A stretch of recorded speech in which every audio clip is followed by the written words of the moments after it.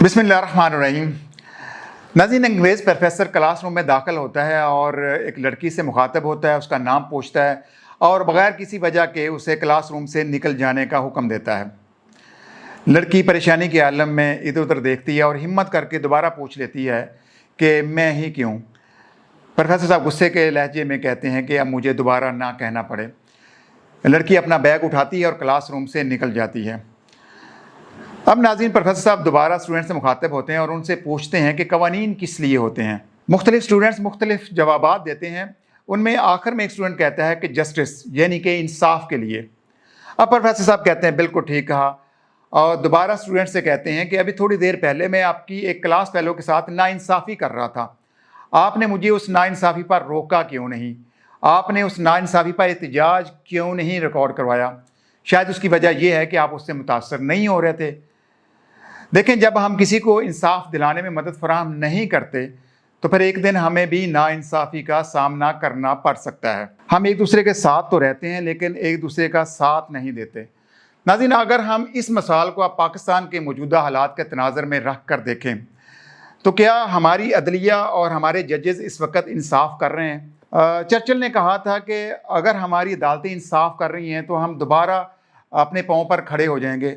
लेकिन जब मैं पाकिस्तान के तनाज़र में इस मिसाल को रख कर देखता हूँ तो नाज़रीन, हम एक मुर्दा मुआशरे में जी रहे हैं। लेकिन चूँकि हमें नाइंसाफ़ी सहने की आदत हो चुकी है, हम चुपचाप अपने काम करवाते रहते हैं और कहीं रिश्वत देनी पड़ती है और रिश्वत देकर भी हम खामोशी से वापस चले जाते हैं और उस राशि के ख़िलाफ़ हम कंपेन नहीं करते, हम किसी को नहीं बताते। बल्कि ये नाइंसाफ़ी इस तरह राइज हो चुकी है, बल्कि रिश्वत भी राइज हो चुकी है। अब जो रिश्वत देकर काम कर रहा है उसके मतलब ये कहा जाता है कि ये अफसर अच्छा काम कर रहा है। तो ओवरऑल ब्यूरोक्रेसी इस वक्त पाकिस्तान की करप्ट हो चुकी है और चूँकि हम उनके खिलाफ नहीं बोलते, हम उनके खिलाफ एहतजाज नहीं रिकॉर्ड करवाते, तो ये सिलसिला चलता जा रहा है। दूसरा नाज़रीन, आए रोज़ बल्कि पहले हम लोड शेडिंग की बात कर लेते हैं। पाकिस्तान में पहले लोड शेडिंग का आगाज़ हुआ, हमने खामोशी से यूपीएस ले लिए, जनरेटर ले लिए। उसके बाद बिजली महंगी हुई, हमने सोलर पैनल लगाना शुरू कर दिया और आप लोगों के घरों पे आपको सोलर नज़र आएगा और हम सोलर पर कन्वर्ट हो गए। लेकिन हमने हुक्मरानों से पूछने की कोशिश नहीं की कि तरबेला मंगला डैम से जब सस्ती बिजली मिल रही थी तो आपने महंगे IPPs लाकर हम पर क्यों मुसल्लत किए।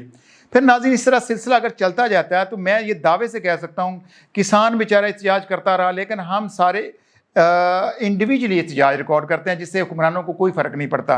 और इस वक्त अगर हम देखें तो पेट्रोल की कीमतें बढ़ रही हैं। दीन भी ये कहता है कि आपने नाइंसाफ़ी के ख़िलाफ़ बोलना है। आपको याद होगा कि हज़रत उमर के दौर में एक सहाबी ने उठकर उनसे सवाल कर लिया कि आपके हिस्से में तो एक चादर आती है, तो 2 चादरों से आपने ये अपने कपड़े कैसे तैयार कर लिए हैं? तो वो जवाब दें हैं। अब हम अपने हुक्मरानों से जब ये सवाल करते हैं कि हमारे बच्चे लाखों के मकरूज़ हैं, आपके बच्चे अरबोंपति बन चुके हैं, कर्जा आप इस मुल्क के नाम पर लेते हैं लेकिन वो खर्च कहाँ करते हैं, आज तक किसी ने नहीं पूछा। हम चुपचाप एक दिन वोट देते हैं और खामोशी से घरों को चले जाते हैं। और इस वक्त मुल्क पाकिस्तान के ऊपर 94,000 अरब का कर्जा चढ़ चुका है और कोई पूछने वाला नहीं है। तो नाज़रीन, ये नाइंसाफ़ी मुसलसल हमारे मुआशरे में फैलती जा रही है और हम चुपचाप जुल्म सहते जा रहे हैं। हालांकि जब हम आपस में लड़ते हैं 30 रुपए के लिए नाज़रीन लोग एक दूसरे को कत्ल कर लेते हैं, लेकिन हुक्मरानों से नहीं पूछते, उनका मुआसबा नहीं करते और चुपचाप नाइंसाफ़ी सहते जा रहे हैं। इसी तरह हम हर इदारे में जाते हैं, जहाँ जाएंगे आपको करप्शन का राज नज़र आएगा और हम अपनी उंगली के पीछे छुपे हुए हैं और चुपचाप मेरा काम हो रहा है, मैं मुतासर नहीं हो रहा, तो मुझे उससे कोई सरोकार नहीं है। तो नाज़रीन, हमारी इस मुआशरे की सबसे बड़ी बुराई और बुराई की वजह ये है कि हम पिछले 70 साल से इसलिए तरक्की नहीं कर सके कि हम बेआइन मुआशरा बन चुके हैं। हम अपने आइन को तहफ़्फ़ुज़ नहीं दे रहे और इस वक्त ना अदालतें इंसाफ कर रही हैं। एक सियासी जमात की बात कर रहा था, उसके साथ हर तरह की नाइंसाफ़ी हुई है और हम चुपचाप देखते रहे हैं। अब मैं देख रहा हूँ कि ताजिर भी निकल कर एहतजाज करना चाह रहे हैं, हमारे किसान भी निकल कर एहतजाज रिकॉर्ड करना चाह रहे हैं। अब वो नाइंसाफ़ी पूरे मुआशरे पर तकसीम हो चुकी है।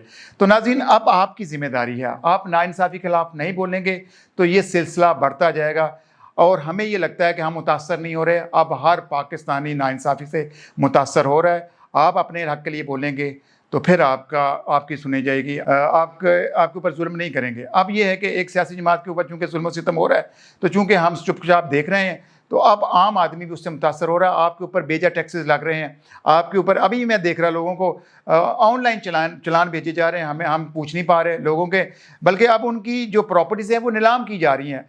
ایک عام آدمی جی، ایک عام جو شہری ہے، مزدور ہے، جس کی بائک ہے، موٹر سائیکل ہے، اس کے 18 سے 20 ہزار روپے کے چلان ہو چکے ہیں.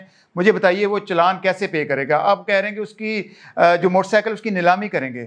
نظیر ٹیکسز بھی دنیا بھر میں لگائے جاتے ہیں، لیکن ان کے اوپر لگائے جاتے ہیں جو ٹیکسز پے کر سکتے ہیں. اب غریب طبقہ اس وقت ہمارے امیر ترین حکمرانوں کو پال رہا ہے، اور یہ سلسلہ پچھلے 77 سال سے جاری ہے. اور ہمیں ہمارے حکمران بتاتے ہیں پاکستان نازک دور سے گزر رہا ہے. ان کے لیے تو نہیں ہے، لیکن عوام آج تک نازک دور میں گزر رہی ہے. ویڈیو دیکھنے کا شکریہ. اللہ حافظ.